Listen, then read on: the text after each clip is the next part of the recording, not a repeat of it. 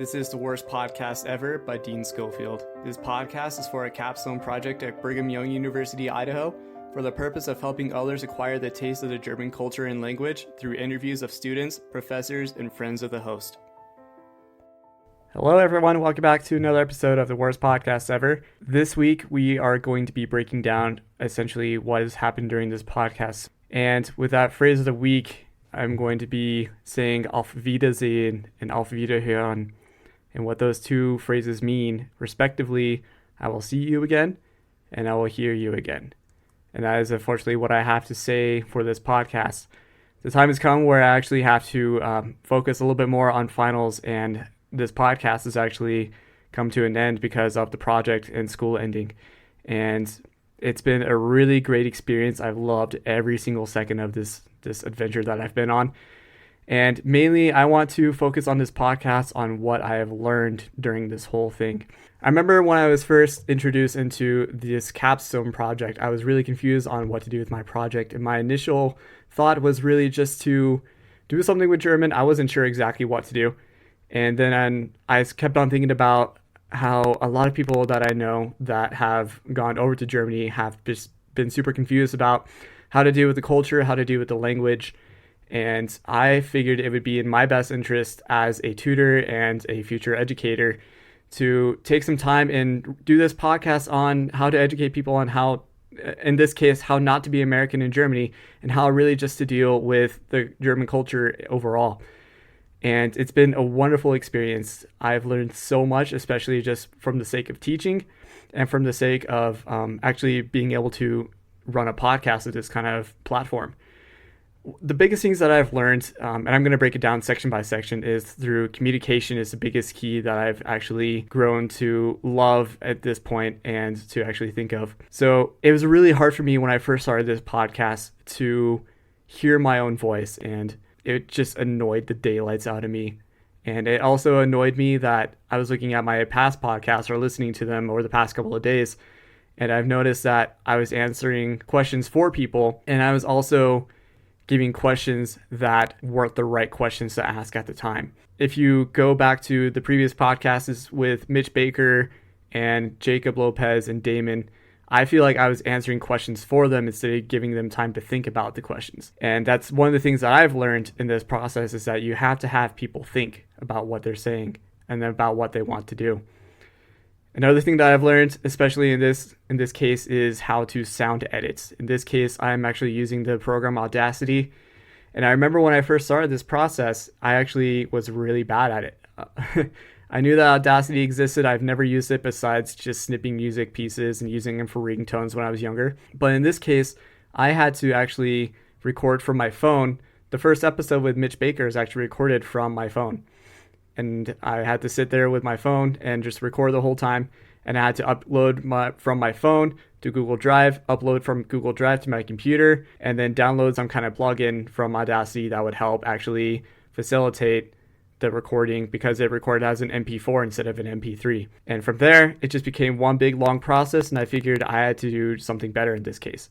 And in that case, I bought a microphone that I found on Facebook Market. And so I learned how to do sound editing. So just in case I ever want to, just not continue on with my career and become a SoundCloud rapper, I actually can find a better way to do that.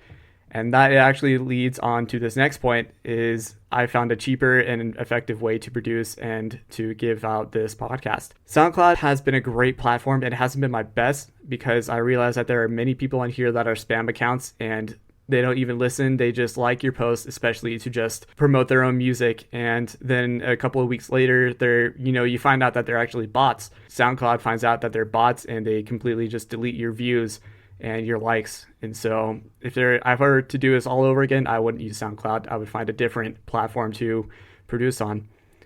Another thing that I've learned is time management. And this is a big one. I remember watching several videos on how to do a podcast 101.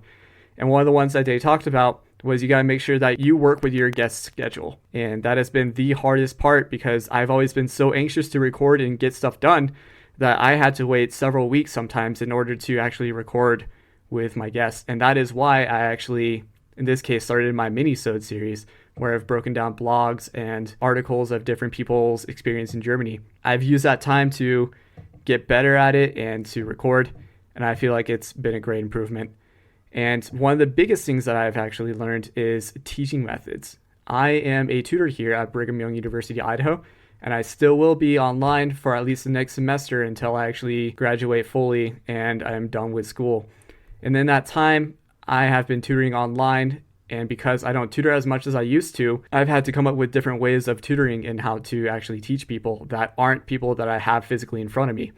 And so in that time, I've had this time to actually use this podcast and this platform to help people learn the language. And I've actually used part of my paper, which I'm turning into a field manual to teach people how to actually deal with the language. I've actually used several examples of tutoring when I've been doing this in order to show teachers and students that when I'm done with school, this is how the German language is supposed to be taught. And one thing that I definitely learned, especially interviewing Brian McDermott in the last couple of podcasts, was his version of teaching when he was here, when he was my teacher and when he was my boss, is he focused strictly on grammar. And I've learned through him and from what he said in his podcast that it's better to actually get more in depth into culture than it is to teach the language, first of all. And I think that was the biggest aha moment that I've had in this point is I've learned that culture and language are very much connected to each other, where you can learn a culture strictly by looking at the language, and you can learn a language by looking at the culture. It's vice versa. And that is something that I definitely learned while doing this podcast as well. And so I want to express my gratitude for anyone who has taken time to listen to this podcast. I know I'm not really the best person to listen to, but I try my best to entertain and to keep things as interesting as possible. I want to give a special thanks and shout out to a couple of people who have helped me along the way, mainly the people who I've interviewed, and that means Mitch Baker, Damon Roberts, Jacob Lopez, John Farron, Maddie Riley, AC Harmon, and Brian McDermott. You all have been such a big help for me in this project, and thank you so much for your time, and thanks for dealing with my frustration half the time on trying to figure out how to do this podcast and how to get everything set up. You guys are amazing, and I'm so thankful that I've had the opportunity to work with you. I also want to give a special shout out to the podcasts who have actually helped me learn how to do a podcast. And if you want to look at those podcasts, they're amazing as well. They're called Chasing Excellence by Ben Bergeron, Jocko Podcast by Jocko Willink, and of course the Joe Rogan Experience by Joe Rogan. And these have actually facilitated a way that I can learn how to podcast and how to interview people, which is how this podcast has really just become essentially just a part of my life at this point. And so with that, I'm going to end and say Auf Wiedersehen in some people's cases and Auf Wiederhören in other cases as well. Thanks for listening.